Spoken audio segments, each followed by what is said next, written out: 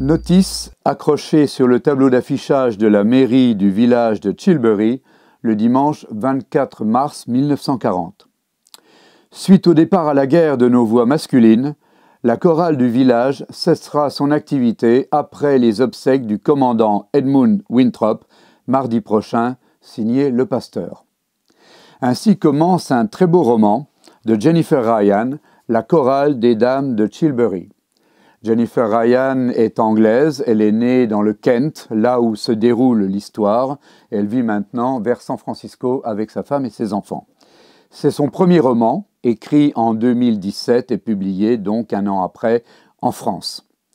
La chorale des dames de Chilbury, bien sûr, le point de départ, c'est le départ à la guerre des hommes et l'enterrement d'un Edmund Winthrop, le fils du général Winthrop, personnage absolument imbuvable, le fils aussi très mal aimé de la communauté. Et bien évidemment, les hommes étant partis, il n'y a que des femmes qui chantent. Et ce jour-là, pas très bien, émotion oblige. Alors, après cet enterrement, des dames vont se dire... Bon, c'est pas possible. C'est pas parce que les hommes sont partis qu'on ne peut pas continuer à chanter.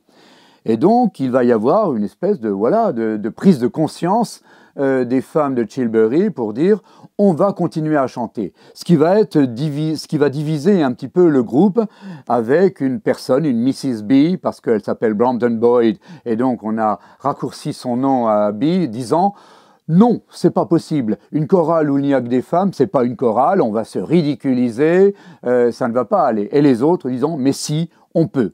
Ce qui va accélérer le processus, c'est l'arrivée d'une chef de chœur qui vient de la ville universitaire Whitfield, qui est aussi une ville imaginaire, comme Chilbury, il faut le dire. C'est un village du Kent, mais c'est un nom imaginaire. Et elle s'appelle Primrose, surnommée Prim, et elle va venir s'installer à Chilbury et elle va demander aux femmes de venir chanter. Elle va réorganiser la chorale et le groupe va reprendre son activité. Ça, c'est le point de départ.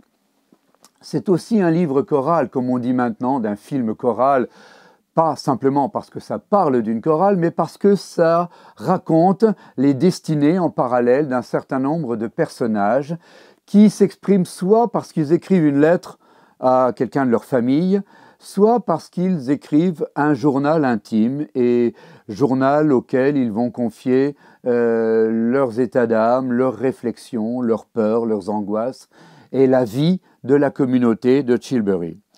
Nous sommes donc en mars 1940 et bien sûr la guerre va se rapprocher de plus en plus du village.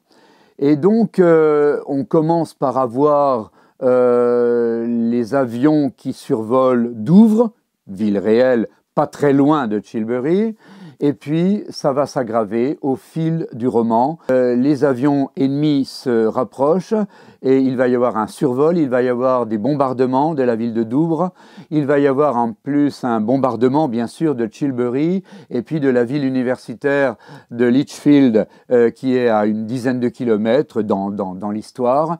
Il va y avoir des morts et à l'intérieur, enfin parallèlement à ça, il y a la vie de la chorale.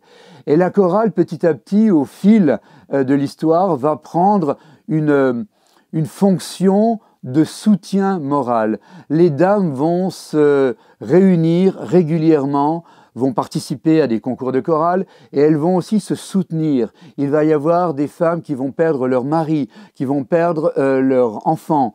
Et donc, ça va être une espèce de soutien de la communauté, de soutien de ce groupe de femmes veuves dans la douleur, parallèlement à la haine qui envahit petit à petit. Il y a bien sûr des personnages sympathiques, mais il y a aussi des gens un peu troubles, comme en temps de guerre, où il y a chacun se révèle comme il est, le meilleur comme le pire. Les femmes vont devoir prendre la main dans un certain nombre d'activités, elles vont se révéler à elles-mêmes. Et puis il y a cette sage-femme-là qui va magouiller, essayer d'avoir de l'argent avec un échange de bébés.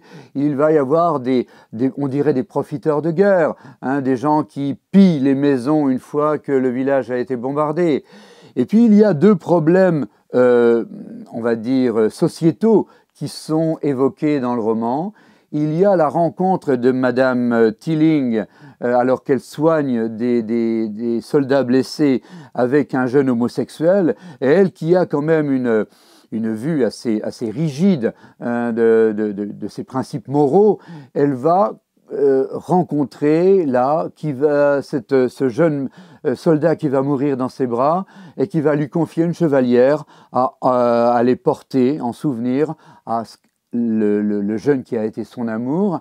Et bien sûr, elle va se poser des questions sur c'est quoi l'homosexualité, c'est pas des gens monstrueux, voilà, et ça va la remettre en question.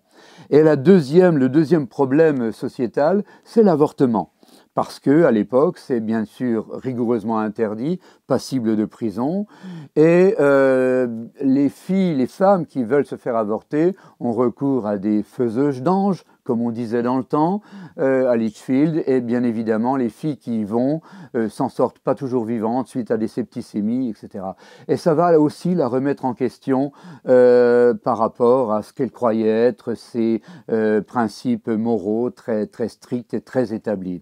Il y a aussi des histoires d'amour et cette société, ce microcosme va avancer à travers les bombardements, à travers la guerre, vers une fin qui sera heureuse. Bon, c'est un peu, oui, la loi du genre. On essaie de survivre, on essaie surtout on a pris conscience que chanter ensemble, c'est un des meilleurs moyens pour se donner du courage, pour remonter à la surface, pour vaincre la paix, la haine, pour vaincre les difficultés et l'angoisse qu'on a au jour le jour au milieu de cette guerre.